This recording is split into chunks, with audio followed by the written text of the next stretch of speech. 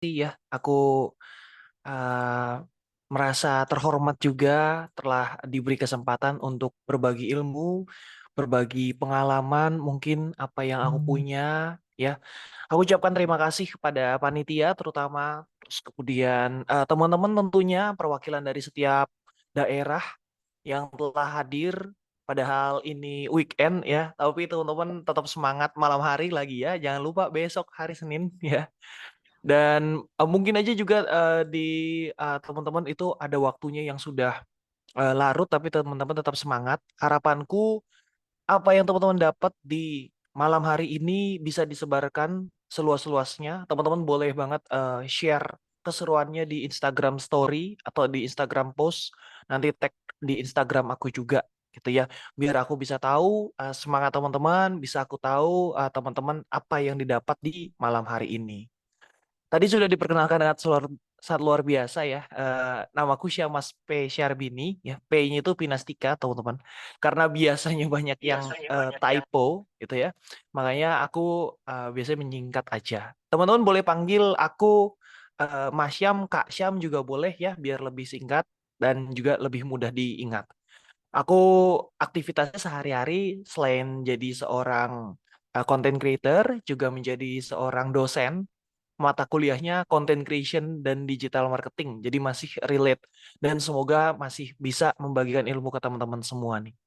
Pendidikanku lebih ke public relation, marketing communication, dan marketing management. Tapi bukan berarti teman-teman, wah, Mas Syam tuh memang anak marketing, anak komunikasi, pantas aja bisa. Enggak, teman-teman. Ya, kita bisa berkarya, kita bisa berdampak, itu apapun latar belakangnya, kita juga punya hak yang sama, teman-teman.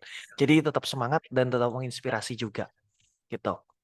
Ini beberapa instansi, brand, korporat, yang organisasi yang pernah aku bantu dari segi sosmednya, segi desainnya gitu ya, atau juga segi strategis marketingnya di era digital. Artinya ilmu yang teman-teman dapat, insya Allah nanti bisa juga diterapkan ke sosial media teman-teman atau bahkan ke diri teman-teman sendiri gitu ya. Ini bisa jadi bekal buat teman-teman ke depannya gitu. Nah, ini sosmedku ya, ada di Syamas Fitria ya. Ada Syamas Fitria, ketik aja biasanya ketik Syamas itu biasanya sudah muncul sih. Tuh, yang M-nya 2. SYAMMAS. Itu ada di TikTok, ada juga di Instagram, ada juga di YouTube channel. Nah, gitu. Jadi nanti teman-teman keseruan malam hari ini boleh banget teman-teman share ya. Jangan lupa tag Duta Inspirasi juga pastinya ya, dan tag aku. Gitu. Oke, kita masuk ke Gen Z ya, and digital nomads. Itu apa sih, Mas? Nah, kita kenalan dulu teman-teman. Jadi Gen Z dulu ya, kita masuk ke Gen Z. Nah, ini dia Gen Z yang orang-orang bilang gitu kan, wah, ini anak Gen Z banget, anak Gen Z banget. Nah, karakteristiknya itu sebenarnya seperti apa sih? Jadi kalau misalkan Gen Z itu identitasnya adalah yang pertama gitu, teman-teman. Identitas dia kayak, ngerasa dia harus punya identitas. Beda sama generasi-generasi sebelumnya, terutama generasi millennials. Nah, kalau generasi millennials lebih ke pengen diakui gitu ya. Dia pengen diakui. Nah, kalau Gen Z itu lebih ke punya identitas. Nah, tantangannya adalah krisis identitas tadi. Karena dia pengen punya identitas, kadang ngelihat di sosmed, oh iya temennya atlet ya nih kayak sekarang nih Olimpik gitu ya. Mungkin ada temannya, ada kenalannya gitu kan, ikut Olimpik atau itu, seru ya, keren ya. Akhirnya pengen ikut-ikutan. Terus kemudian, seru ya konten, akhirnya pengen ikut-ikutan konten juga ya. Kontennya bahas apa, bingung, akhirnya ikut-ikutan lagi tadi. Nah, itu teman-teman yang harus teman-teman bekali dari sekarang. Pupuk adalah identitas teman-teman adalah teman-teman sendiri yang bisa memilih. Jangan pernah ikut-ikutan karena kalau ikut-ikutan nanti akan capek, teman-teman. Gitu.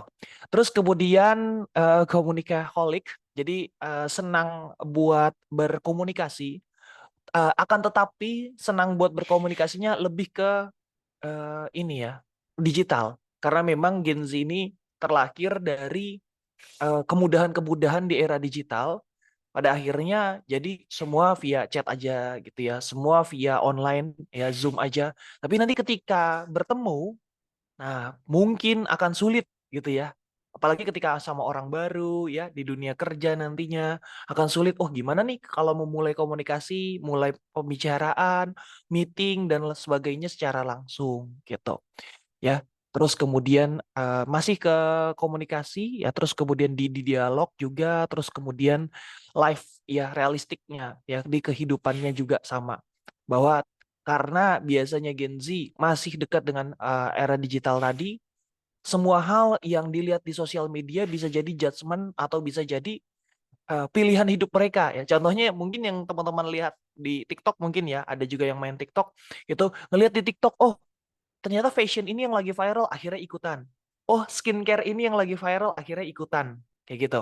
Nah, itu yang harus teman-teman bawa dan teman-teman coba adaptasikan bahwa nggak semua yang teman-teman lihat itu harus teman-teman ikuti dan nggak harus teman-teman paksakan. Karena setiap kita punya karakteristik, setiap kita punya pilihan, kita nggak lagi berlomba dengan orang lain, kita punya tujuan masing-masing dan tentunya kita bisa berdampak dan menginspirasi gitu ya dengan cara kita masing-masing gitu.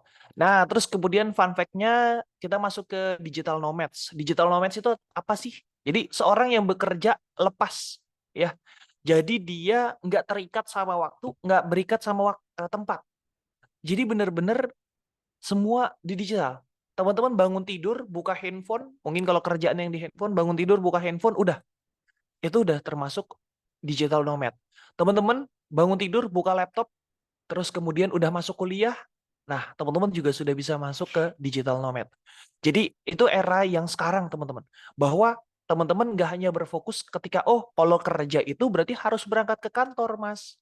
Kalau kerja itu berarti harus pakai seragam, gitu ya, ada kantornya. Bahkan sekarang ada juga kantor virtual ya, penyewaan kantor virtual. Jadi kayak co-working space, di mana kalau misalkan dia ditanya kantornya di mana, iya di situ gitu, PT tersebut. Tapi padahal itu kantor kantor virtual. Sehari-hari mereka nggak di sana. Paling dikasih jatah mungkin sebulan bisa 4 sampai 5 kali gitu ya untuk meeting saja. Jadi selebihnya mereka bekerja di digital, di dunia digital, di laptop masing-masing, di handphone masing-masing ya, di rumah masing-masing gitu. Jadi bisa bekerja dimanapun, kapanpun tanpa dibatasi oleh jarak. Nah, Mas, terus kemudian apa aja sih yang mungkin peluang-peluang di digital nomad itu teman-teman bisa jadi freelancer. Freelancer tergantung semua skill teman-teman.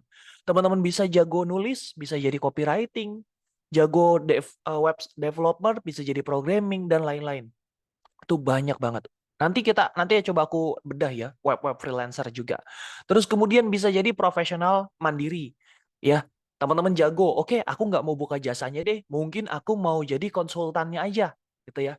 Mungkin teman-teman di sini punya kemampuan akuntansi, kemampuan public speaking dan lainnya. Ya udah aku buka konsultasinya aja. Orang mau latihan atau mau konsultasi sama aku, itu bisa juga buka jasa. Dan yang ketiga, entrepreneur, pengusaha ya. Tentu yang ini sudah lebih jelas. Kenapa? Karena zaman sekarang itu usaha itu bisa online dan juga offline. Keduanya itu jalan, teman-teman. Nah, jadi teman-teman bisa, bahkan teman-teman mungkin tahu ya, eh, banyak just tip gitu ya, banyak toko online yang sebenarnya nggak punya barangnya, mereka hanya reseller saja ya, atau affiliator. Ya, nanti juga kita bahas affiliate. Padahal mereka cuma punya barangnya satu, nggak nyetok, nggak packing, tapi mereka bisa menghasilkan juga lewat sana. Gitu. Terus kemudian penjual produk digital ini juga cukup masif, teman-teman. Jual e-book gitu ya, terus kemudian jual video berbayar, terus bahkan sekarang juga banyak yang jual storybook ya. Ada storybook. Storybook tuh bener-bener cuma tulisan doang, pengalaman apa yang teman-teman alamin. Nah itu teman-teman share semuanya di Telegram channel atau juga di WA channel ya. Jadi ada dua sekarang platformnya teman-teman. Teman-teman bisa maksimalkan itu semua. Terus kemudian kreator digital tentu ya jadi content creator. Nanti juga kita akan bahas. Nah, potensi dunia digital apa aja sih, Mas? Nah, ini kita lihat nih. Ya, jumlah pengguna internet makin tahun makin meningkat, teman-teman. Ya, apalagi di dampaknya setelah pandemi kemarin, semua orang sudah merasakan nikmatnya, ya nikmatnya bekerja dimanapun kapanpun. Terus kemudian nikmatnya meeting mungkin via Zoom seperti ini. Coba bayangkan teman-teman ya. Aku sekarang di Bekasi. aku sekarang di Bekasi, teman-teman ada di rumah masing-masing, tapi bisa menyerap ilmu secara langsung malam ini, secara real time, barengan teman-teman. Bayangin, kalau zaman dulu mungkin aku harus terbang dulu ya ke daerah teman-teman masing-masing gitu ya. Teman-teman juga mungkin harus datang gitu. Dan bayangin malam-malam untuk mendapatkan ilmu. Nah, itu juga yang aku rasakan waktu dulu gitu, ikut workshop-workshop content creator, digital marketing, ya desain waktu dulu seperti itu teman-teman. Tapi sekarang sudah semakin mudah. Nah, teman-teman manfaatkan waktunya dan manfaatkan kesempatannya. Nah, ini teman-teman bisa lihat penyedia penyedia platform influencer ya famous itu memperkirakan nilai pasar industri content creator ya di Indonesia 4 triliun sampai 7 triliun teman-teman angkanya. Dan ini akan terus meningkat 5 kali lipat di tahun 2027. Jadi teman-teman boleh ketinggalan mungkin waktu di YouTube, teman-teman mungkin ketinggalan di Instagram, tapi sekarang momennya di TikTok, harapanku kalau bisa jangan sampai ketinggalan lagi. Kenapa? Karena ini momennya di TikTok bahkan 0 followers teman-teman bisa menghasilkan dari affiliate, dan 0 followers juga atau followers yang nggak tertentu itu teman-teman bisa mendapatkan FYP. Dan tadi balik lagi kita bisa bikin konten yang positif. Nanti aku ada contohnya, temanku sendiri sesama content creator, aku pernah konten bareng sama mereka, dan mereka sekarang lagi di jeruji besi. Nanti teman-teman bisa lihat ya. Ini untuk pembelajaran, jadi semoga teman-teman bisa lihat juga gitu ya. Nah, uang yang bisa dihasilkan sebagai creator. Nah, tentu ya kita tidak menutup hal ini bahwa kita juga ingin berdampak, kita juga ingin berbagi, kita sharing, tapi bukankah lebih besar dampaknya jika kita bisa menghasilkan juga gitu. Mungkin ketika kita bisa menghasilkan uangnya terus kita membangun sekolah gitu ya. Menghasilkan uangnya kita bisa support para teman-teman content creator yang pemula gitu ya, support alat dan sebagainya. Itu pasti, teman-teman. Maka dari itu aku sampaikan ke teman-teman bahwa ayo kita juga sambil melihat kira-kira bagaimana cara menghasilkan di era digital sekarang. Yang paling pertama sudah jelas itu adalah AdSense, teman-teman. AdSense dari YouTube. Apakah masih, teman-teman? Masih ya. Sejujurnya masih. Dari aku yang subscribers YouTube-nya itu di sekitar 50 ribuan. Terus kemudian videonya juga nggak terlalu intens sebenarnya. Itu masih bisa mendapatkan nilai segini nih. Teman-teman bisa lihat screenshotnya. Ini lagi-lagi bukan flexing, ya bahkan nggak flexing ya. Segini tuh istilahnya ya teman-teman masih bisa dapetin kok gitu bareng-bareng, masih angka yang memungkinkan gitu. Nah, ini pun tadi aku nggak terlalu konsisten karena aku lebih fokus ke Instagram dan juga fokus ke TikTok gitu. Karena YouTube lebih ke konten panjang, tapi bisa teman-teman menghasilkan lumayan sekali. Terus kemudian yang tadi aku sempat singgung TikTok ya, TikTok Shop itu teman-teman juga bisa. Tapi saran aku dibagi dua ya. Konten yang fokus untuk edukasi itu satu, terus kemudian konten yang untuk teman-teman mungkin affiliate gitu ya, terus kemudian teman-teman eh, jualan gitu ya keranjang kuning. Nah, itu dipisahkan, baiknya dipisahkan karena nanti TikTok akan membelah teman-teman ya, algoritmanya akan membagi. Jadi konten orang-orang yang nggak suka belanja di TikTok, orang-orang yang sukanya cuman lihat-lihat konten TikTok aja ya, cuman likes aja, konten-konten hiburan atau edukasi, nanti akan dikasih konten-konten seperti itu. Tapi ketika teman-teman pernah belanja atau bahkan sering belanja di live TikTok, ya di keranjang kuning orang, nah teman-teman akan dikasih konten-konten keranjang kuning tersebut. Makanya mungkin kita bisa belah gitu ya menjadi dua akun yang berbeda. Nah itu sih yang aku lakukan. Nah ini perolehannya teman-teman aku spill di tahun lalu ya. Ini tahun lalu teman-teman. Nah yang di bulan September ini, September 2023 itu bahkan menjelang TikTok tutup ya, menjelang TikTok TikTok tutup kemarin itu masih segini angkanya. Artinya masih sangat bisa, teman-teman. Masih sangat bisa, masih memungkinkan teman-teman bisa juga menghasilkan seperti ini ya insya Allah, dan sekaligus menginspirasi juga pastinya gitu. Jadi teman-teman bisa mendapatkan dua hal secara bersamaan lewat konten di media sosial. Nah, ini dia, teman-teman, aku dari Kevin, ya, AdSense, YouTube, freelance, dan lainnya. Mas, kalau freelance kemana sih? Nah, kalau freelance teman-teman bisa ke sini ya. Contohnya, contoh yang paling gampang teman-teman bisa ke sini nih. Aku sering juga ke sini. Saran buat teman-teman pemula ke sini, ya, ke 1000 Lancer. Nah, yang ini juga cukup terkenal, teman-teman. terus kemudian cukup rame Freelancer itu di berbagai macam scope bisnis ya atau jasa itu juga ada. Teman-teman bisa memasang. Kalau Mas, kalau harga yang pemula itu berapa ya? Nah, teman-teman sebenarnya masih bisa melihat di sini gitu ya, ngelihat oh yang pemula tuh berapa ya harganya? Oh segini ya gitu ya. Oh segini nih masih bisa dapat gitu ya per desain atau per jasa tuh. Atau kalau teman-teman masih bingung, aku sebenarnya ada juga list buat nge-recap yang tabelnya itu. Nanti mungkin aku bagikan ke panitia ya, buat ke teman-teman yang mau silahkan. Nanti aku bagikan tabelnya. Jadi ada list rate buat jasa-jasa freelancer pemula, baik copywriting, desain, videographer, terus kemudian apalagi ya kemarin ya. Cukup banyak skupnya aku udah risetin. Itu buat harganya buat pemula. Jadi memang harganya cukup rendah tapi nggak kerendahan, cukup tinggi tapi juga nggak terlalu tinggi buat di kadar pemula gitu. Selain di 1000 Lancer juga teman-teman bisa ke Fastwork ya. Fastwork itu juga cukup bagus teman-teman. Nah ini nih. Dia lebih luas kalau menurut aku dari scope jasanya. Terus kemudian banyak juga yang menggunakan. Karena kalau Fastwork ini dia bisa digunakan di aplikasi juga gitu. Nah, teman-teman bisa lihat di sini untuk menjadi acuan gitu ya. Kira-kira mau buka jasa apa gitu ya, itu juga bisa. Nah, kayak gitu ya. Jadi teman-teman coba aja di dua itu dulu. Semoga itu juga bisa ngebantu teman-teman gitu ya. Nanti tolong ingetin buat list rate freelancer pemula ya, buat panitia dan buat teman-teman tadi lagi-lagi boleh banget di-share ke Instagram story-nya ya. Yang share ke Instagram story kan nanti masuk ke mention aku ya. Nah, nanti di DM aku bisa langsung kirimin juga kalau misalkan yang teman-teman share di Instagram story. Jadi bisa langsung aku copy link untuk listnya gitu. Oke, kita lanjut lagi. Nah, ya udah Mas Syam dong contohin. Nah, salah satu contohnya lagi adalah ini teman-teman, kerjasama ya, kerjasama partnership ya atau juga endorse. Nah, ini waktu aku kerjasama sama Kolbor, Kolbor ini lighting ya, lighting buat lampu, bikin konten. Nah, aku datang ke sana tuh ya, itu invitation. Terus kemudian ada juga di acara Muslim Live Fair itu dia sistemnya aku jadi pembicara, di sana ada panggung, terus kemudian ada sesi. Nah, itu aku diundang. Terus kemudian di sini juga ada Rexus. Nah, Rexus ini dia alat seperti mouse gitu ya, aksesoris-aksesoris komputer. Mungkin teman-teman tahu lah ya kalau yang anak-anak suka main game ya cukup terkenal juga Rexus gitu. Nah, itu dia enak-enaknya. Ya ini juga kelebihannya, poin-poinnya memiliki koneksi yang luas ya, mendapatkan kredibilitas banyak lah gitu kelebihannya.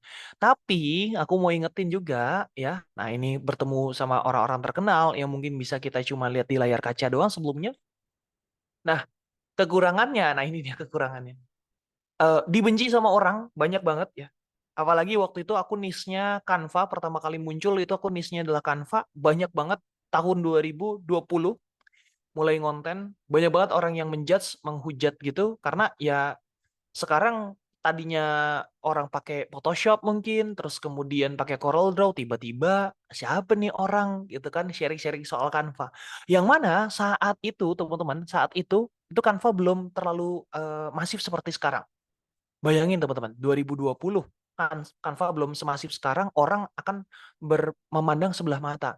Nah, di sini inilah pentingnya teman-teman. Boleh jadi catatan, boleh direkam juga biar jadi pengingat teman-teman. Di tahun 2020 itu aku mulai ngonten waktu sebelum pandemi. Nah, aku lihat aku pengen sharing soal digital marketing karena waktu itu aku kerja kantoran posisinya digital marketing. Nah, di situ aku bingung aku mau sharing apa ya tentang digital marketing karena skopnya luas banget. Nah, akhirnya aku speed kan, oh ya udah cara bikin konten. Pakai apa ya? Oh iya, dari 2017, alhamdulillahnya 2017 Canva masuk ke Indonesia, aku emang sudah pakai. Nah, aku pikir kenapa nggak Canva aja ya? Aku udah pakai kok 3 tahunan kan dari 2017 2020 udah pakai 3 tahunan. Aku mau sharing ah. Tapi yang mana namanya sharing hampir setiap hari bikin konten, pengen gali ilmu lagi, pengen belajar lagi buat kita bagiin di sosmed. Nah, disitulah titik poinnya teman-teman. Ketika aku cari di Instagram, di YouTube, waktu itu TikTok belum terlalu terkenal 2020 ya. Instagram, YouTube, kok nggak ada nih orang Indonesia yang spesifik ngebahas tentang Canva. Mungkin dia sesekali, oh cara bikin poster pakai Canva, tapi besoknya bahas yang lain lagi. Cara bikin ini pakai Canva, oh tapi besoknya bahas tools yang lain lagi. Tuh. Kok nggak ada ya yang tiap hari atau semua tools Canva dipretelin, itu nggak ada. Nah, aku teringat, ini kata-katanya bagus, teman-teman mungkin juga sudah pernah dengar, kalau kamu mencari sebuah buku, dan buku itu nggak kamu temukan, mungkin kamu yang harus menulis bukunya. Itu yang langsung aku keinget, teman-teman. Dari situlah aku pikir, oh iya, ini dari luar sih udah banyak ya yang ngebahas Canva, pakai bahasa Inggris, pakai bahasa negara masing-masing. Kok di Indonesia belum banyak yang ngebahas? Mungkin akulah yang disuruh membahasnya. Nah, dari situlah teman-teman aku konsisten, jadi benci sama orang, terus kemudian ngabisin waktu. Waktu dulu boro-boro teman-teman ada yang bayar, ada yang endorse, nggak ada, nol semua gitu ya. Sampai kalau boleh cerita sedikit, sampai pengen beli ring light aja itu aku nggak punya uangnya. Kenapa? Karena waktu itu belum menghasilkan gitu kan ya. Jadi nggak mungkin aku mengeluarkan sesuatu hal yang itu belum menghasilkan gitu kan. Jadi ya pelan-pelan. Nah itu sebuah cerita teman-teman. Nanti semoga jadi motivasi teman-teman ketika teman-teman pengen mulai ngonten, khawatir ada efek sampingnya dan lain-lain. Ah teman-teman kalau merasa itu bermanfaat bagi orang lain, tolong diseriusin, tolong dikonsistenin juga gitu. Nah, ini etika berkonten pasti kejujuran ya, kejujuran teman-teman harus jujur. Jangan, oh, aku pengen brandingin diri jadi orang yang suka marah-marah. Boleh sih, tapi ada unsur keasliannya. Memang teman-teman aslinya itu orangnya ngegas gitu ya. Mungkin kita sering nemuin ya teman-teman, temennya itu orangnya ngegas tapi baik sebenarnya, bukan ngegas karena pengen marah. Nah, kayak gitu contohnya. Terus kemudian perhatikan hak cipta juga. Kalau teman-teman terinspirasi sama konten creator lain, lebih baik di tag aja, inspired by. Kalau teman-teman ngambil konten dari lain, potongan-potongan konten dari tempat lain, credit by, gitu ya, source by, kayak gitu teman-teman. Itu nggak akan mengurangi esensi teman-teman kok. Malah orang-orang itu respect. Oh iya, ini orang respect ya. Dia ngambil atau keinspirasi dari konten creator dan di tag. Iya, mungkin aja konten creator yang teman-teman tag yang jadi inspirasi ngelihat, nge-likes atau bahkan nyemangatin teman-teman. Oh iya, semangat ya bikin kontennya gitu. Itu yang terjadi di aku. Tuh kalau aku keinspirasi sama orang lain pasti aku di bawahnya tulisin inspired by siapa gitu. Dan tadi ya jaga etika. Nah, ini yang aku bilang, ini temanku ya. Mungkin teman-teman lihat lah kalau teman-teman main TikTok ya di sini. Itu dia tertangkap ya di polisi. Nah, teman-teman lihat yang ini ya. Terus ini dia kan ini aku gitu. Ada yang kenal nggak? Ada yang kenal nggak? Coba kalau ada yang kenal boleh klik ada gitu. Atau tahu juga boleh. Coba deh di kolom chat. Ada Mas. Oh iya ada. Wah Kak Mas. Iya ada Mas. Ada. Nah kan. Tahu Kak. Nah ada ini iya. Yang tebak-tebakan. Sebenarnya tebak-tebakannya simple ya sebenarnya ya teman-teman ya. Kalau teman-teman ngaji mungkin juga itu kan pernah kayak gitu kan di pengajian atau di pautnya gitu kan main-main kayak gitu ya. Binatang-binatang apa yang bisa ngaji gitu kan. Ini apa yang bisa ini gitu kan. Nah sebenarnya itu candaan. Candaan kita normal. Tapi ketika dibuat konten. Nah itu yang teman-teman yang berbahaya. Kenapa? Karena orang akan menganggapnya tadi ya perundungan lah gitu kan terus kemudian penistaan lah segala macam karena dibuat konten tadi. Nah gitu jadi ini sebagai contoh harapan aku teman-teman ya, jangan sampai ditiru dan coba gali lagi gitu ya pelan-pelan jadi nggak usah semuanya dikontenin teman-teman bisa lihat lagi oh ini ada keberdampakannya enggak ya gitu ya keberdampakannya enggak ya buat orang lain dan lain-lain. Nah masuk ini unsur pentingnya. Oke, Mas, tadi udah sumber-sumbernya, sumber income-nya, ya, terus kemudian positif dan negatifnya. Nah, aku masuk ke, aku nggak mau teman-teman nanti misalkan masuk TikTok terus viral sekedar viral, terus kemudian abis itu 2 minggu, 3 minggu hilang. Ya, banyak ya teman-teman yang kayak gitu ya. Viral sekedar viral, oke, 2 bulan, 3 bulan, bagus, tapi abis itu udah orang lupa, ya kan? Aku nggak mau kayak gitu karena ya kita pengennya terus berdampak terus bisa dikenal sama orang ya baik itu lebih lama lebih bagus kan. Makanya pentingnya itu namanya personal branding teman-teman. Nah gimana sih sebenarnya biar kita pengen punya personal branding? Nah seperti biasa mungkin teman-teman sering dengar ya personal branding dibangun ketika tadi teman-teman itu dikenalkan sama orang atau teman-teman teringat itu karena apa? Contohnya aku, Mas Syam apa? Mas Syam Ya pasti Canva. Makanya aku waktu itu punya branding dokter Canva, teman-teman, waktu awal. Nah, sebenarnya dokter Canva ini, aku belum banyak cerita, mungkin ada juga yang belum tahu. DR Canva itu kan tulisan DR titik Canva. Sebenarnya DR Canva ini sebuah keinsecurean aku, teman-teman. Jadi aku insecure pengen nulis desainer, ya kan? Pengen nulis desainer. Jadi aku insecure pengen nulis desainer kan ya. Desainer kan gini ya. Desainer gitu ya. Desainer Canva gitu kan. Pengen nulis desainer. Tapi insecure karena 2020 tadi kita flashback ke 2020 itu Canva masih dipandang sebelah mata. Sok-sokan desainer cuma pakai template doang kan gitu ya. Kalau sekarang mah wah bisa banyak banget ya. Nah, kita lanjut. Terus aku akhirnya menyingkat desainer tuh ya udah D sama R gitu. D sama R. Jadi sebenarnya DR titik Canva itu ya orang ada yang menganggap dokter, ada yang menganggap dokter gitu ya, terserah lah gitu ya. Tapi sebenarnya maksud tujuan aku awalnya itulah desainer. Aku singkat D sama R desainer gitu. Desainer Canva itu teman-teman. Jadi aku coba branding seperti itu. Nah, teman-teman juga aku minta banget buat ketika teman-teman pengen branding, branding lah seperti itu. Coba gali itu misalkan ya. Guru public speaking gitu ya. CapCut spesialis gitu-gitu kan ada ya yang di TikTok FYP spesialis gitu ya. Guru CapCut gitu-gitu. Nah, teman-teman silahkan di branding kayak gitu nggak apa-apa gitu kan. Asalkan teman-teman memang fokusnya ke sana, banyak yang menghujat apa sekarang terserah gitu ya. Itu terlepas dari orang-orang itu nggak apa-apa teman-teman. Nggak usah terlalu mendengarkan hujatan-hujatan kayak gitu. Gitu. Yang penting teman-teman konsisten dan teman-teman ngerasa nggak dirugikan sama orang lain kok. Gitu. Ya itu jadi branding teman-teman ya. Dan selain itu manfaat punya branding teman-teman bisa lihat sendiri. Tapi kalau dari aku tipsnya branding adalah tiga teman. Ini secara sederhananya ya, personal branding itu ada tiga ya. Pertama tadi dari penamaan, keunikan ya. Keunikan kita punyanya apa sih? Tadi misalkan aku Canva, bahasa Canva, dokter Canva. Terus kemudian yang kedua, yang kedua adalah dari karakteristik kita. Karakteristiknya gimana? Mau yang ngeselin ya, mau yang suka nyenggol-nyenggol, mau yang baik, pembawaannya mau yang lucu, mau yang bercanda-bercanda, nah itu silahkan teman-teman coba karakteristiknya digali. Dan yang ketiga, yang banyak orang mungkin nggak lihat atau mungkin terlewat, yaitu warna, ya warna. Aku sengaja membranding kalau di sosmed-sosmedku itu, terutama di Instagram itu adalah warna ungu. Itu dari dulu banget teman-teman bisa scrolling sampai bawah-bawah itu pasti warna ungu terus, gitu ya kan? Nah, teman-teman juga bisa membranding itu. Nggak mesti outfit ya, teman-teman ya. Bisa untuk pewarnaan gitu ya, out of the box. Iya. Nah, itu teman-teman ya. Coba teman-teman berpikir biar orang ingat kita terus gimana ya? Nah, kayak gitu. Terus kemudian aku mau tanya, Iben sambal bakar. Iben sambal bakar, kalau di kontennya kebanyakan pakai baju warna apa? Coba yang tahu Iben nih. Iben sambal bakar ya yang suka main tebak-tebakan, yang suka challenge-challenge, pakai kaosnya warna apa? Teman-teman bisa lihat deh.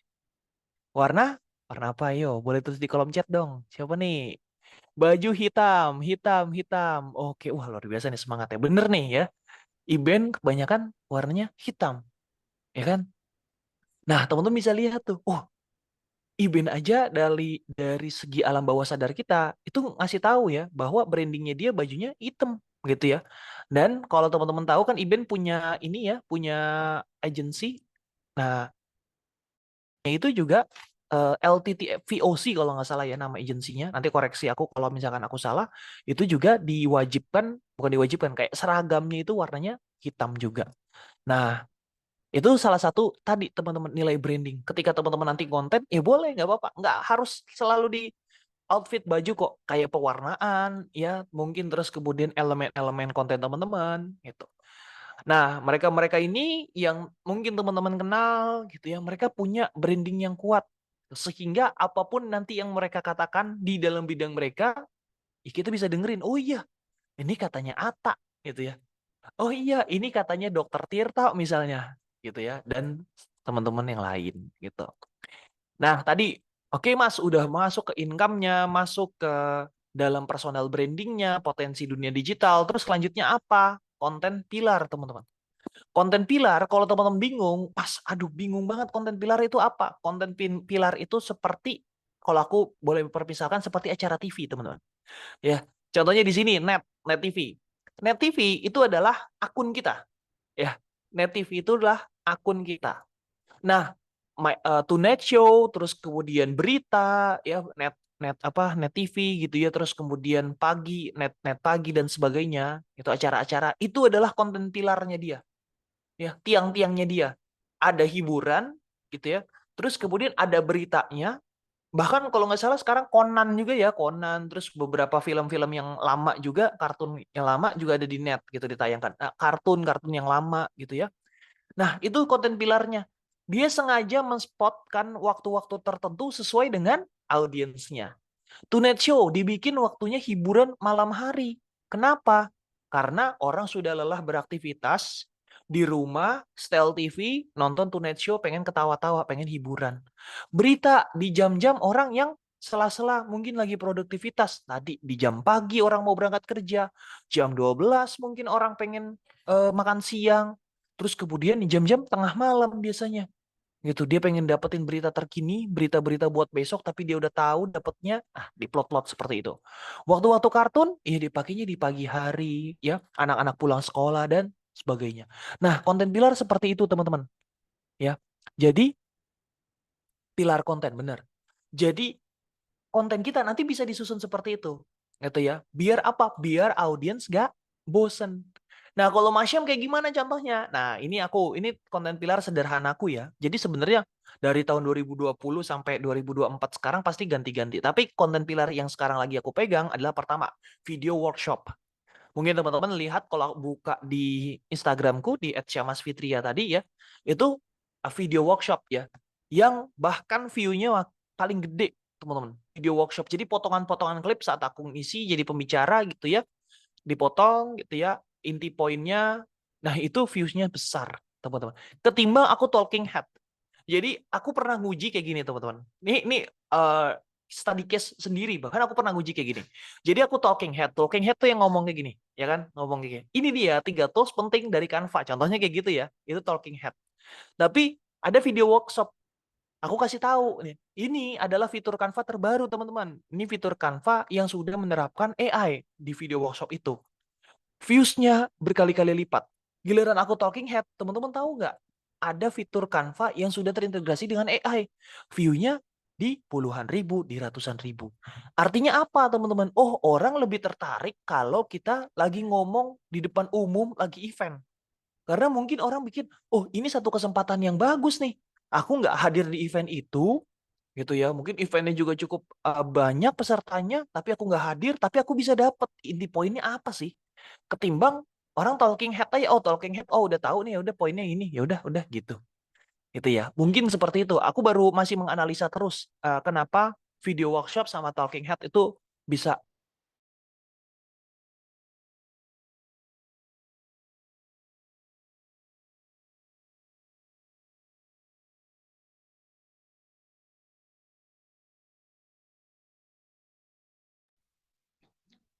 Oke, halo teman-teman, kebetulan.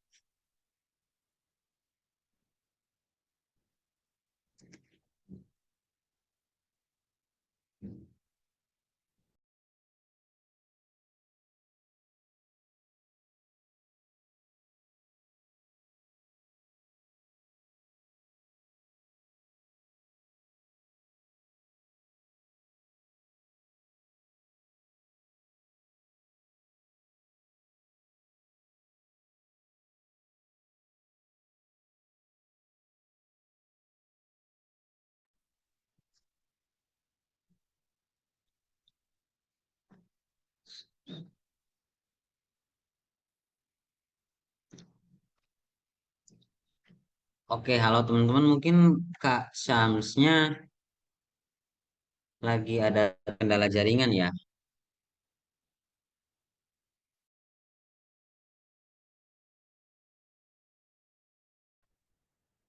Tes, tes, teman-teman. Apakah suaraku udah masuk? Udah Kak. Oke, oh ya, sip. Maaf, maaf ya, tadi jaringannya sempat terputus ya. Oke, patah-patah. Oke, sip, aman. Alhamdulillah. Oke, nah kita lanjut lagi tadi ya. Jadi nggak semua tren Mungkin di sosmed teman-teman ngeliat, ih ini lagi tren nih, bagus gitu ya. Terus kita ikut, nanti akan viral. Enggak, teman-teman. Justru tadi yang autentik, yang sesuai dengan style kita, yang mungkin disukain sama orang gitu ya. Kayak challenge-challenge dulu, tebak-tebakan, menurut aku yang salah satu yang terkenal ya Iben, contohnya kayak gitu. Melukis di mana aja ya, konten kreator melukis banyak. Tapi kalau melukisnya di wajan ya, melukisnya di PS, di laptop, di MacBook gitu ya, sepengetahuan aku baru Erika gitu ya. Nah, itu teman-teman. Jadi kita punya branding yang autentik sendiri. Nah, ini contohnya ya. Ini beberapa contohnya konten-konten yang lainnya gitu. Nah, ini tadi Iben ya, ada challenge orang ya, borong makanan sama challenge diri sendiri. Nah, ini yang besar-besarnya gitu. Nah, berikutnya ya, kita masuk ke alat konten nih. Mas, kalau misalnya mau mulai konten, alat kontennya apa aja gitu ya. Nggak harus teman-teman punya alat konten yang banyak ya. Pertama, teman-teman bisa mulai cari ide lewat ChatGPT gitu. Jadi, teman-teman manfaatin dulu nih handphone teman-teman ya. Teman-teman bisa cari di ChatGPT ya. Nah, contohnya kayak gini mungkin teman-teman, aku buka ya. Nah, di ChatGPT ini teman-teman bukan mengandalkan si ChatGPT ya, kayak oh ya udah manfaatin aja si AI gitu, AI yang pikir. Enggak. Kalau aku manfaatin AI sebagai teman, anggap aja lah kita punya teman tapi pintar teman-teman. Nah, kurang lebih kayak gitu. Jadi kita jelasin dulu, misalnya, semisal ya aku contohin teman-teman ya, aku mau buat konten tentang fitur AI terbaru untuk membuat konten tanpa memunculkan wajah. Nah, tolong buat skrip narasinya ya, durasi 50 sampai 60 detik. Nah, bahasa kasual, santai ya, seperti ngobrol sama teman. Nah, gitu teman-teman. Jadi kita yang minta tolong sama si AI tersebut ya, supaya apa ya, supaya hasilnya juga sesuai dengan ekspektasi kita.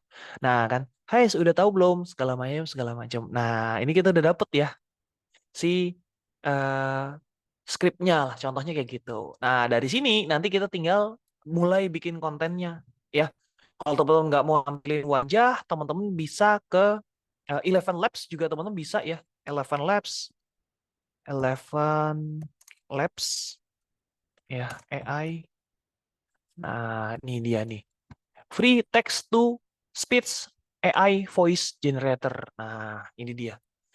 Ini kita nggak, misalkan nggak mau menampilkan wajah. Nah, ini mungkin yang lebih terkenal kayak suara mbak-mbak Google gitu ya. Tapi si Eleven Labs ini punya variasi suara yang cukup banyak ya. Karakteristiknya juga cukup banyak. Nanti teman-teman bisa coba gitu. Ada logat Indonesia juga ya. Ada logat Indonesia juga. Waktu itu aku udah pernah coba. Nah, ini nih, ada logat Indonesia.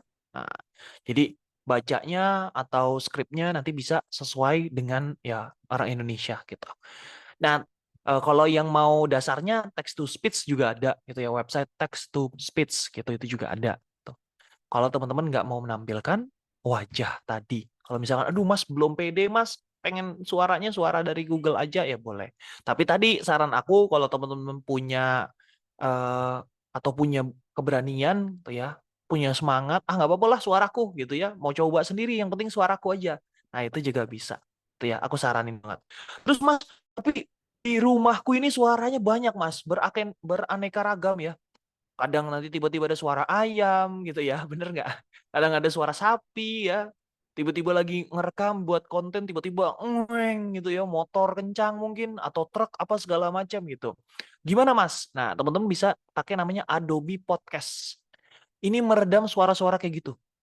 Walaupun nanti teman-teman merekamnya pakai handphone doang ya, pakai handphone aja. Nah, itu akan diredam teman-teman pakai si AI yang namanya Adobe Podcast tadi gitu. Jadi si Adobe Podcast itu akan meredam suara-suara bising ya di luar suara teman-teman. Itu jadi enak, cukup memudahkan juga. Teman-teman nggak perlu bermodalkan mic-mic yang mahal-mahal dulu untuk awal gitu ya. Atau aplikasi juga bisa namanya Dolby On. Ini juga bisa bikin suara kita makin ngebas gitu ya. Terus semakin renyah mungkin, dan noise-nya juga semakin rendah, itu juga bisa. Ini aplikasi, kalau yang tadi website ya. Yang ini website, yang ini aplikasi gitu. Bisa di-download di Google Play Store dan juga di App Store gitu. Nah, untuk alat apa sih yang pertama? Kalau pertama aku saranin pertama ring light ya. Ring light. Kenapa? Ring light itu sengaruh itu cahayanya, teman-teman. Ya, aku bahkan juga eh, cukup menyesal waktu awal-awal kenapa nggak awal-awal investnya di ring light gitu. Waktu dulu ya pertama kali mulai konten video, aku nggak invest di ring light, tapi aku investnya ke mic karena aku pikir suara nih yang penting gitu ya. Tapi ternyata ring light juga penting gitu. Tapi kalau dipilih ya, kalau aduh mas, aku disuruh budgetnya cuma punya satu, pilih ring light atau mic, aku tetap mic dulu teman-teman. Kenapa? Ring light teman-teman bisa digantikan dengan cahaya matahari. Nggak bisa konten di rumah, ya mungkin kontennya di luar gitu ya, bisa digantikan dengan cahaya matahari atau di rumah tapi yang ada cahaya mataharinya dekat jendela mungkin seperti itu ya. Terus baru mic-nya, karena kalau mic itu akan mempengaruhi tadi suara, tapi suara tadi bisa dengan suara AI tadi ya, atau juga pakai Adobe Podcast dan Dolby ya, aplikasi untuk meredam suara. Nah, terus kemudian untuk memberikan kesan, ini lampu RGB ya, lampu RGB, lampu warna-warna gitu ya, satu warna aja gitu ya, untuk menjadi ciri khas teman-teman. Mas, tapi harganya mahal. Enggak, teman-teman ya. Percaya teman-teman, harganya ini cuma 20.000, 30.000 ada ya. Di TikTok, di Shopee itu ada, teman-teman. Gitu. Jadi nanti mungkin ngumpulin uang jajan atau segala macam, nah pakai lampu ini. Buat apa? Tadi lagi-lagi untuk membranding diri teman-teman ya, dengan warna tersebut diulang-ulang terus, nanti lama-lama orang kenal gitu ya.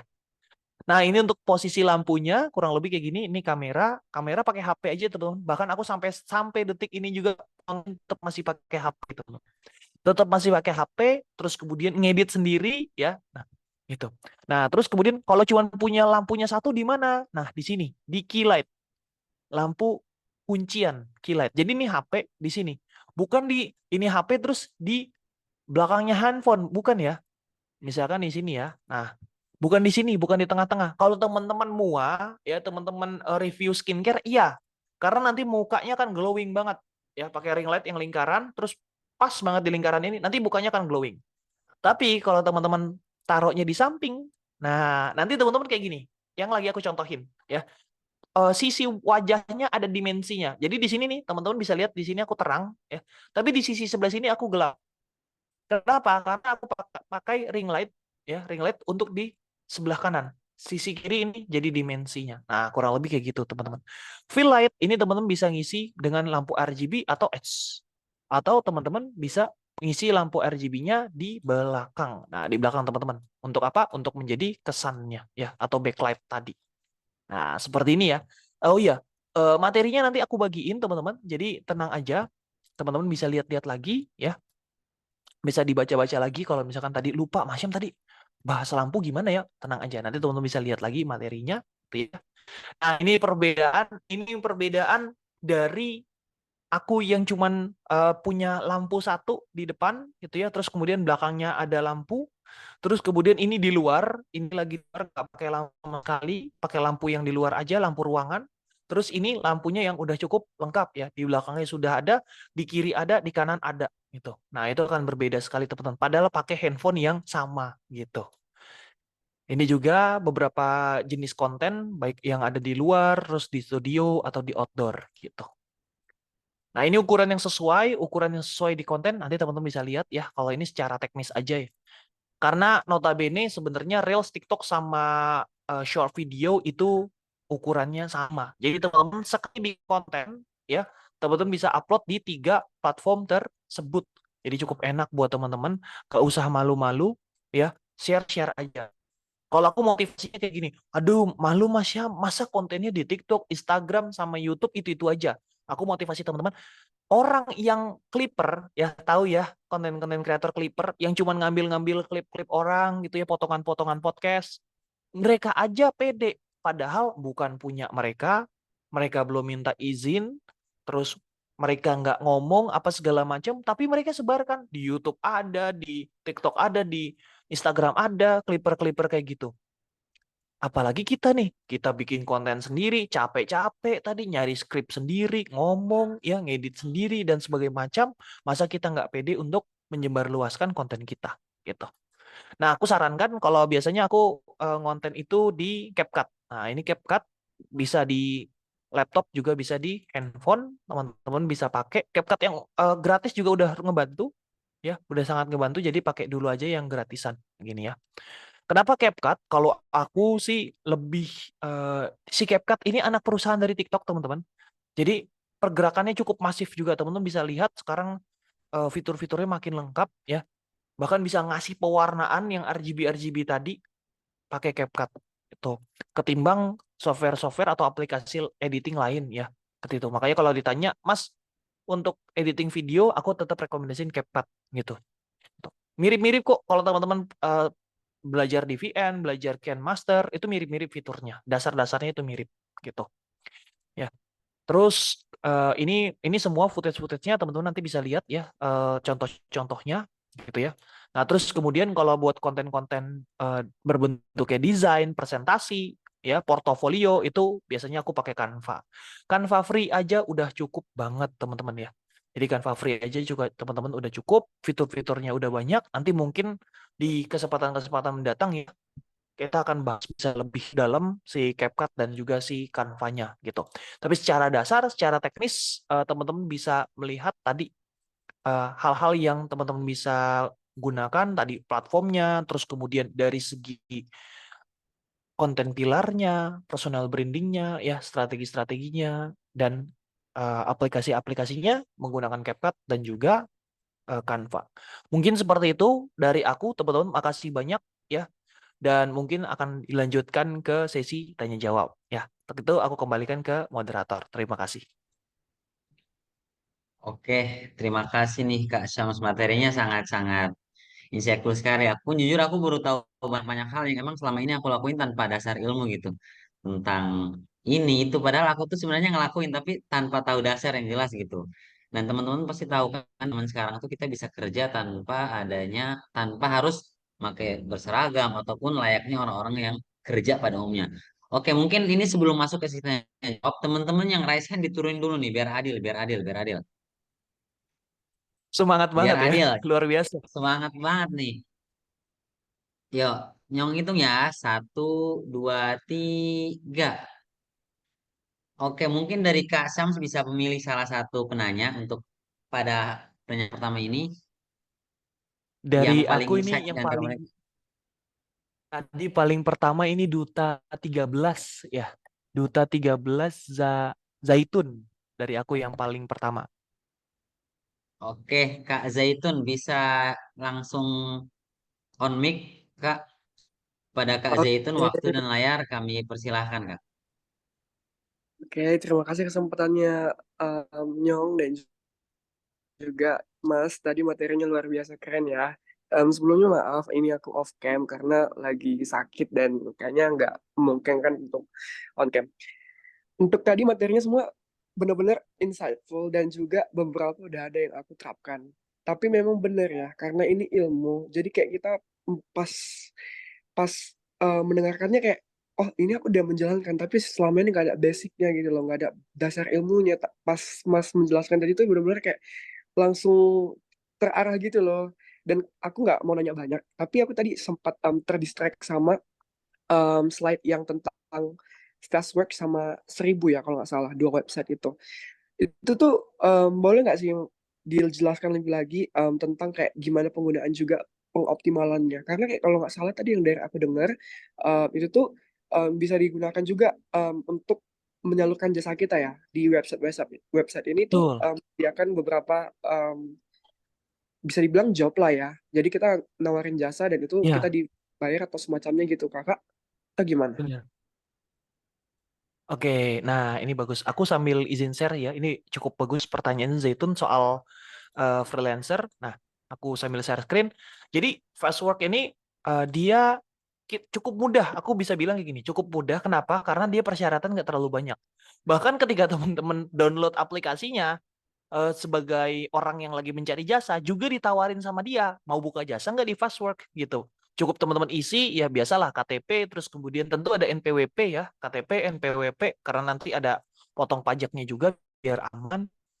Kemudian rekening juga bahasa Indonesia, rekening Indonesia juga bisa. Kenapa aku saranin ini? Karena kalau di web-web freelancer luar bisa juga teman-teman dibayar dolar, tapi nah tadi kesulitannya lah teman-teman harus punya PayPal, yang mana punya PayPal itu persyaratannya agak cukup ribet lah ya kalau aku bilang. Jadi eh, lok, pertama aku saranin lokal dulu. Nah, terus kemudian kalau misal teman-teman punya jasa, semisal ya, Zaitun kalau boleh tahu jasanya jasa apa?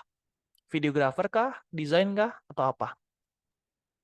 Aduh, sejauh ini belum ada yang benar-benar menjual jasanya, tapi mungkin yang berpotensi ke depannya desain atau ya Desain.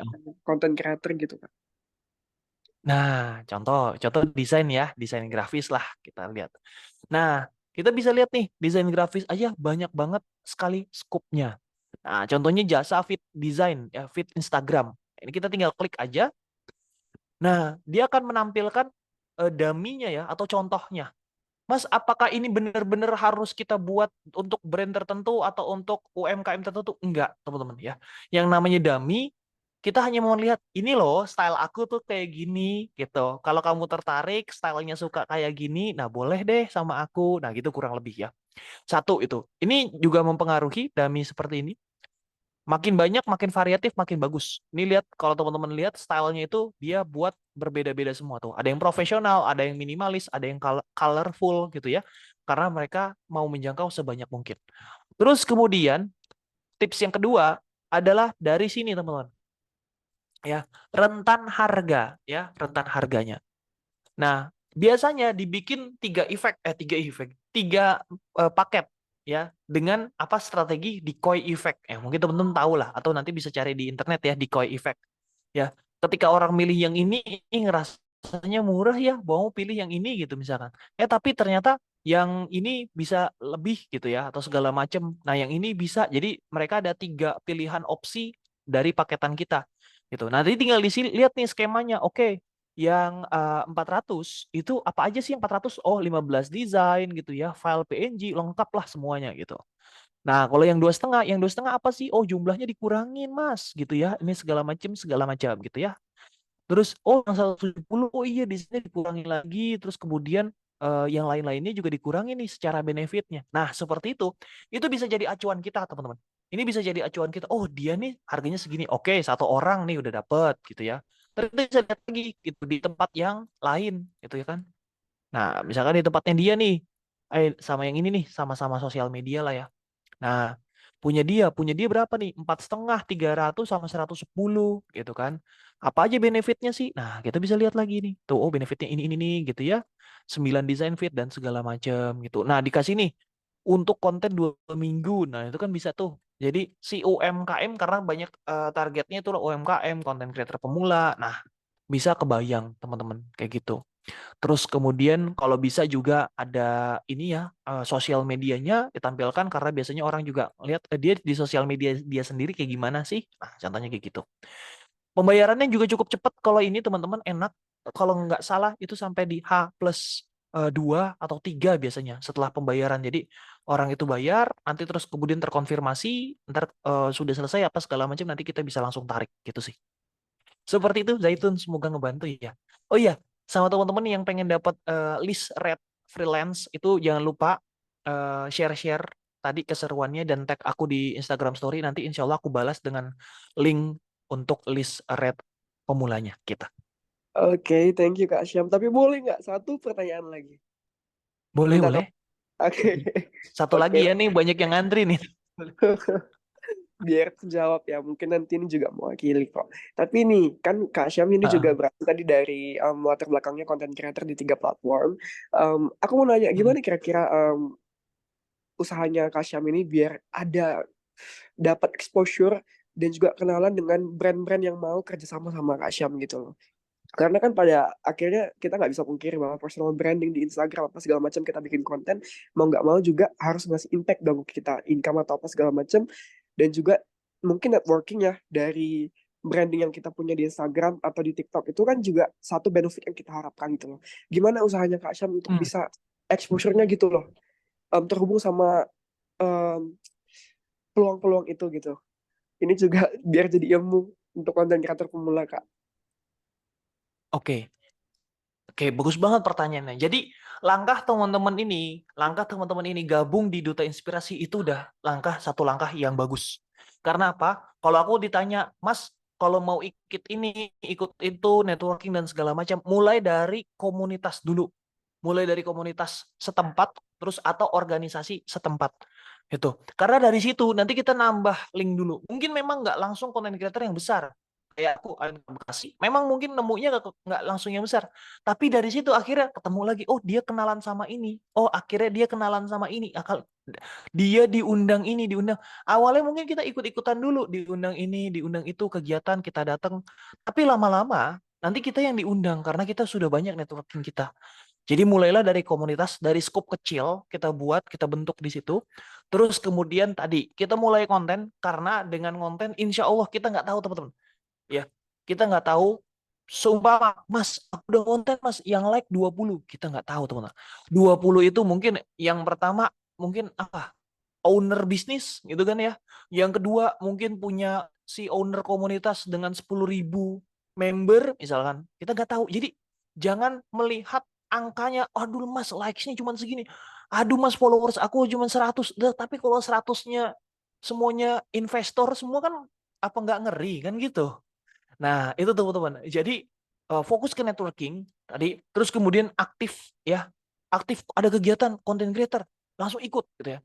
Wah, jauh Mas, ikut dulu gitu. Kalau selama masih bisa dijangkau gitu ya, jangkau ikut dulu gitu kan. Terus apalagi gratis, ikut dulu.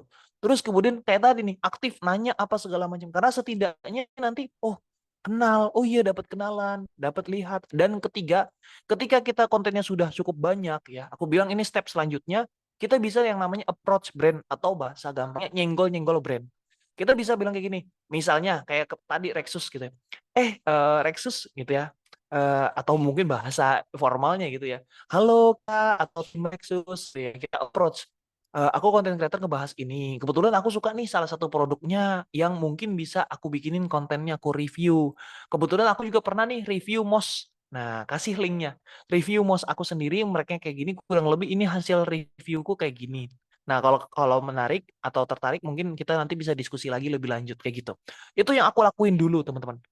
Itu. Jadi aku kasih dulu contohnya. Mouse-nya dari mana, Mas? Yang kita punya dulu aja, yang kita pakai gitu ya. Yang kita pakai dulu, nah itu sebagai contoh. Tuh. Bahwa nanti dia akan melihat, oh, nantinya konten kita akan seperti ini ya kalau dibuatin sama Mas Zaitun, contohnya gitu. Itu sih kalau dari aku ya. Aduh, banyak banget infonya semua berdaging. Kak Syam, thank you ya. Atau connect sama Kak Syam di sosmed Ya, biar kita. sama-sama. Thank you, Kak. Amin, amin, siap. Ya, sama-sama, Kak. Oke, selanjutnya turunin dulu nih tangannya teman-teman. Kalian gak capek dari tadi raise hand terus itu pegel tahu. Ayo, ayo. Semangat banget ya, luar biasa loh. Memang semangat banget nih Kak mereka nih. Oke, mungkin untuk pertanyaan kedua, Nyong hitung ya dari 1, 2, 3 bisa raise hand. Belum, belum, belum, belum, belum, belum, belum, belum. Hitungan 3 raise hand ya. 1, 2, 3. Luar biasa nih, langsung cepet banget. Oke, mungkin Kak Syam bisa langsung menentukan siapa penanya kedua Kak. Ini di aku Irfan Yuda ya. Oke, Kak Irfan, waktu dan layar kami persilahkan Kak. Oke, sebelumnya terima kasih buat Kasam yang telah memberikan kesempatan ke aku buat bertanya. Aku apresiasi dulu pemaparan yang sangat insightful banget buat aku sendiri karena ini merupakan ilmu baru yang aku dapatin tentang konten kreator yang tadi dipaparin sama Kak Syam. Nah, di sini aku ingin bertanya nih Kak Syam. Aku pun sebenarnya ada niatan nih Kak buat untuk menjadi konten kreator di TikTok gitu kan. Cuma kadang aku berpikir kok bisa ya orang-orang itu kayak semisal upload sesuatu itu langsung FYP gitu loh. Nah, untuk FYP Hmm, itu apakah kayak hashtag-hashtag itu bakal mempengaruhi hal tersebut atau gimana, Kak? Kemudian untuk menjadi konten kreator sebenarnya tuh kita harus paham betul terkait berita-berita yang sedang kekinian atau gimana, Kak? Terima kasih. oke, bagus. Pertanyaannya luar biasa ya, FYP. Oke, eh, FYP gimana bisa terjadi? Pertama dengan bikin konten pastinya. Oh, semakin banyak kita bikin konten, semakin banyak kemungkinan besar kita bisa FYP. Kenapa orang bisa kok dia baru posting 5 menit langsung berapa juta gitu yang nonton? Karena satu, mungkin dia sudah punya masanya, followers sebelumnya udah banyak. Dua, dia punya branding, ya kan? Terus kemudian yang ketiga, dia sudah tahu caranya. Tadi, apakah hashtag berpengaruh? Berpengaruh, tapi dia uh, persentase yang kesekian. Yang pertama adalah bagaimana kita bikin konten di, mungkin teman-teman sering dengar, 4 detik pertama, ya 3 sampai 4 detik pertama. Nah, itu visual, suara, itu yang mempengaruhi. Jadi mungkin pas awal gitu ya ngehook, misalnya barang jatuh, cekrek gitu ya, suara barang jatuh, atau yang suara piring jatuh gitu kan, dan segala macam, itu bisa dari audionya. Nanti visualnya gimana? Ya visualnya mungkin yang cerah, menarik ya, atau jelas. Nah, itu juga bisa, teman-teman. Jadi hal-hal kayak gitu bisa kita dapetin gimana? Dengan kita bikin konten, kita coba. Sebenarnya bikin konten yang FYP itu gimana sih sebenarnya caranya? Gitu. Kalau misalkan aku bahasa singkatnya adalah awali dari masalah. Karena semua orang yang hidup di dunia ini pasti punya masalah. Dan ketika masalah kita relate dengan mereka, nah itu insya Allah ya bisa banyak orang yang merespon, orang memberi feedback, dan akhirnya FYP. Contohnya, misalkan aku sengaja. Jadi FYP itu kalau kita sudah punya rumusannya atau sudah terbiasa bikin konten, nanti akan ada itu ya, selentingan gitu ya. Oh, ini kayaknya bakal FYP nih. Waktu itu aku langsung kayak gini, bikin perdebatan teman-teman. Apalagi di TikTok kalau bikin perdebatan cukup mudah. Jadi waktu itu kayak gini. Hooknya adalah, hook itu ini ya, 3 detik pertama kita bisa ngejangkau orang. Aku bilang jangan pernah nge-save eh, desain kita pakai JPG. Nah, tuh hook pertama. Kenapa? Karena orang banyak yang nge-save ya udah JPG aja gitu ya, buat di sosmed JPG aja, buat dicetak JPG aja. Nah, aku bilang gitu. Jangan pernah save JPG. Nah, terus di save-nya jadi apa? Kan kayak gitu ya. Banyak orang yang relate, banyak orang yang nge-save pakai JPG, dan banyak orang yang penasaran terus nge-save-nya pakai apa. Nah, terus habis itu aku mundurin. Teman-teman, di sini banyak orang yang mau cetak banner atau poster pakainya JPG. Iya, jelas-jelas bakal pecah. Nah, itu makin lagi nambah empati namanya. Jadi dari problem empati. Empati orang banyak yang pengen bikin desain cetak, tapi hasilnya pecah. Terus gimana mas solusinya? Nah, baru aku kasih solusinya. Nah, di situ di kolom komentar berdebat tuh. Ada yang, oh tetap JPG aja mas. Oh PNG mas. Oh PDF mas. Dan segala macam itu berdebat semua. Gitu. Nah, debatnya tapi dalam konteks positif ya. Artinya mereka akan sharing sesuai dengan pengalaman mereka. Nah, itu salah satu contohnya, teman-teman. Gitu.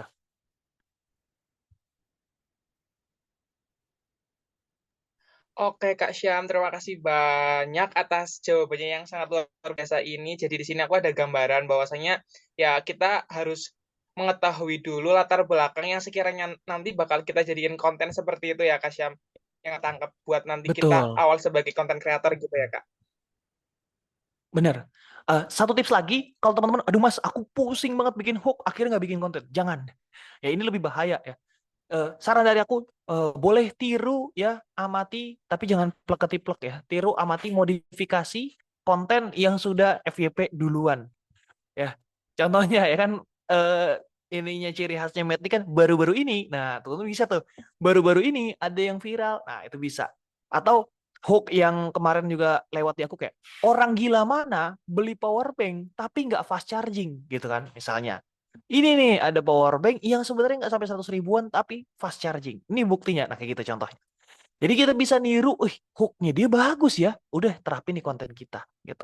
Contohnya lagi tadi ya, dari orang gila ya. Orang gila mana yang masih mikir konten sendiri? Aduh, mana main pakai ChatGPT. Gini caranya. Gitu kan. Nah, contohnya gitulah.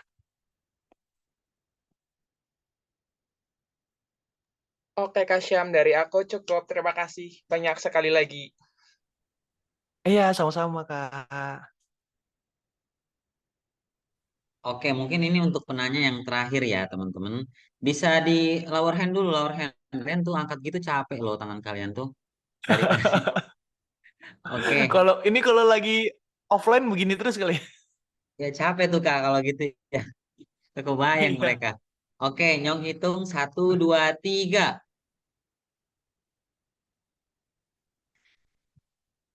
Oke, Kak Syams Oke, bisa langsung dari dipilih. aku, iya, dari aku ini Duta 13 Ujang ya.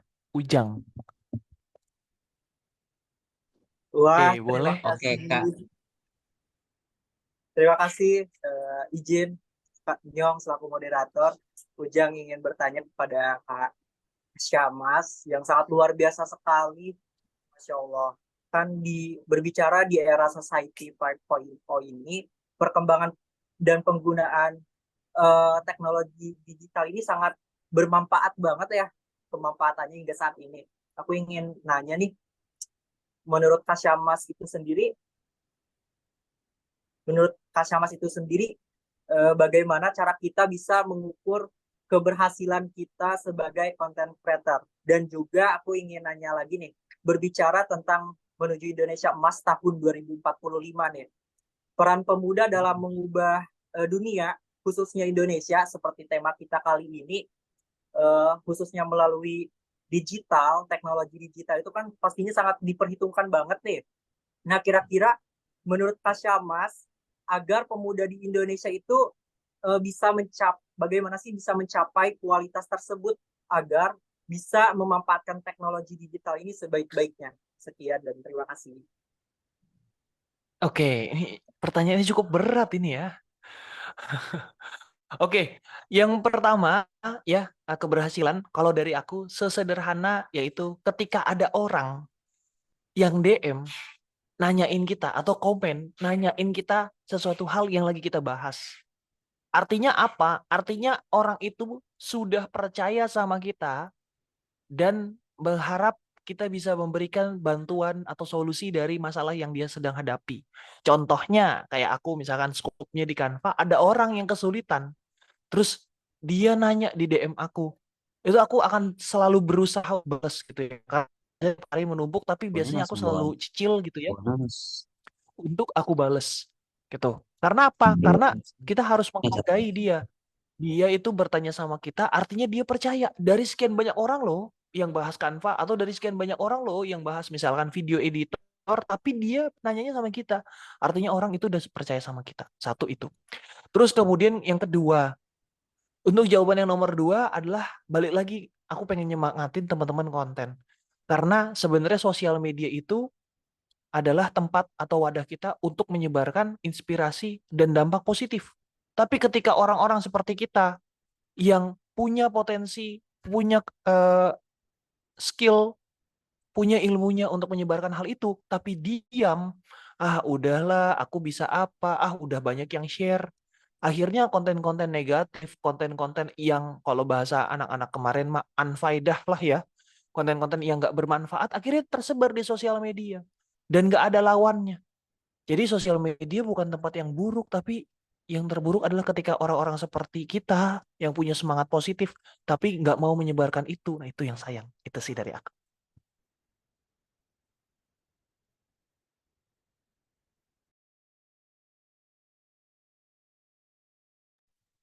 Apakah ada feedback, Kak Deano? Wah, terima kasih banyak sekali feedback yang didapatkan dari Kak Syamas. Sekian dan terima kasih. Oke, terima kasih kepada teman-teman semua yang sudah bertanya pada malam hari ini. Sebelum mengakhiri acara kita pada malam hari ini, aku izin membacakan sedikitnya ringkasan yang telah aku ringkas dari apa yang telah disampaikan oleh Kasam tadi ya. Jadi teman-teman, Gen Z adalah para generasi yang mana mereka terkikis identitas berbeda sama para generasi milenial. Yang mana para Gen Z ini dominan mereka itu selalu bekerja atau lebih dominannya mereka itu ke digital moment, yang mana mereka tuh lebih nyaman atau lebih enak bekerja di secara online, yang mana hal ini didukung oleh pengguna internet di zaman sekarang itu yang emang lagi-lagi meningkat dan lagi-lagi booming. Dengan adanya hal ini tentu digital moment ini sangat terdukung gitu. Teman-teman juga harus yang teman-teman tahu bahwasanya untuk mendapatkan uang di zaman sekarang itu kita tidak harus menjadi seorang yang berdasi atau berseragam, tapi dengan kita berada di rumah, kita bisa manfaatkan teknologi atau digitalisasi untuk mendapatkan keuntungan. Seperti AdSense, ada freelance, ada ataupun jasa-jasa konsultasi yang bisa kita berikan kepada orang sehingga mereka akan memberikan kita sedikit banyaknya imbalan gitu. Untuk menjadi seorang content creator itu ada juga beberapa hal yang perlu teman-teman perhatikan, seperti jujur, keaslian, konsistensi, bahkan hak cipta yang paling penting. Jadi jangan sampai ketika teman-teman jadi seorang content creator, teman-teman bebas mentiplek-ketiplek apapun yang menjadi hak cipta dan milik orang lain gitu. Selanjutnya ada personal branding. Personal branding sendiri merupakan citra diri atau cara kita membangun citra diri kita agar kita dikenal sebagai seorang yang bagaimana. Contohnya kita sebagai seorang yang desainer ataupun public speaker ataupun seorang singer gitu. Terus manfaat personal branding itu ada banyak sekali. Yang pertama meningkatkan kredibilitas, memperluas relasi, mendapatkan kesempatan dan juga menaikkan high value kita. Terus yang terakhir itu ada content pillar yaitu konten utama atau dari strategi konten dalam digital yang terdiri dari topik untuk mendapatkan keuntungan yang lebih. Oke, teman-teman. Selanjutnya untuk mengakhiri nih, aku juga mohon maaf banget kepada teman-teman semua yang tadi yang mana mereka itu gak berkesempatan buat nanya. Tapi teman-teman jangan sedih. Teman-teman bisa langsung kunjungi Instagramnya Kak Syams, ada Syams Fitria. Itu bisa langsung banget bertanya ke sana. Boleh ya Kak, mereka bertanya hal-hal tentang content Boleh. creator ataupun desainer di sana. Jadi teman bisa langsung DM ataupun bertanya. Insya Allah Kak Syams bisa langsung menjawab. Kak Syams, di akhir perkataannya aku Insya boleh Allah. minta closing statement nggak Kak dari Kak Syams buat teman-teman Duta Inspirasi Batch Wah, 13 nih. oke. Closing statementku seperti biasa ya. Ini keyword favoritku dari Dokter Tompi ya. Mungkin teman-teman kenal. Dokter Tompi pernah bilang bahwa makanan enak itu nggak dilihat kamu masaknya pakai kompor atau alat masak merek apa, tapi dilihat bagaimana makanan itu bisa disajikan dan bermanfaat bagi orang lain. Nah, konten juga sama teman-teman. Nggak dilihat teman-teman bikinnya pakai apa, tapi yang terpenting kontennya bisa dinikmatin dan bisa bermanfaat bagi orang lain. Untuk itu semangat untuk terus konten, iya, karena kita nggak tahu kapan konten kita bisa viral. Itu aja dari aku. Semangat selalu. Oke, terima kasih Kak Syams. Ini sebelum penutup nih Kak, kami dari Duta Inspirasi Indonesia Batch 13 ada oleh-oleh buat Kak Syams. Oke, terima kasih Kak.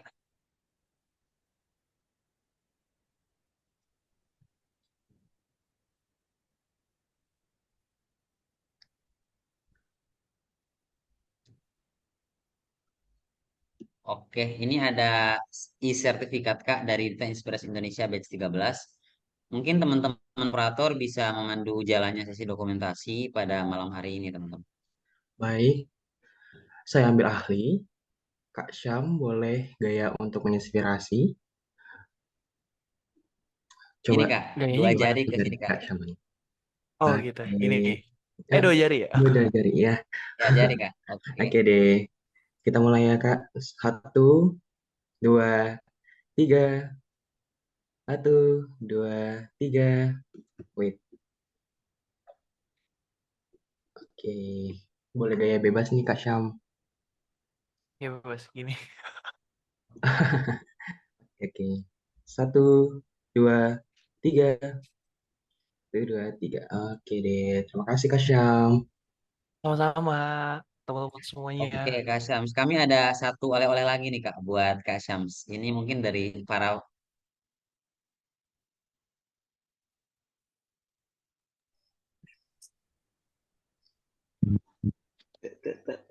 Terima Terima kasih. kasih Kak atas Syam. kesempatannya Kak Luar Makasih Syams biasa. sebagai Kak pemimpin Terima Syam. Duta kasih Inspirasi untuk Indonesia Kami Makasih waktunya ya dari Duta kami Inspirasi Indonesia Indonesia Makasih Batch Batch Kak. 13. 13.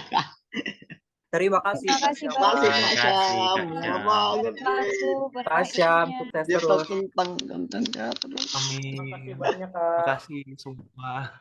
Wah. Oke, untuk sesi selanjutnya ada sesi dokumentasi bersama kepada teman-teman operator yang bertugas di persahan. Oke.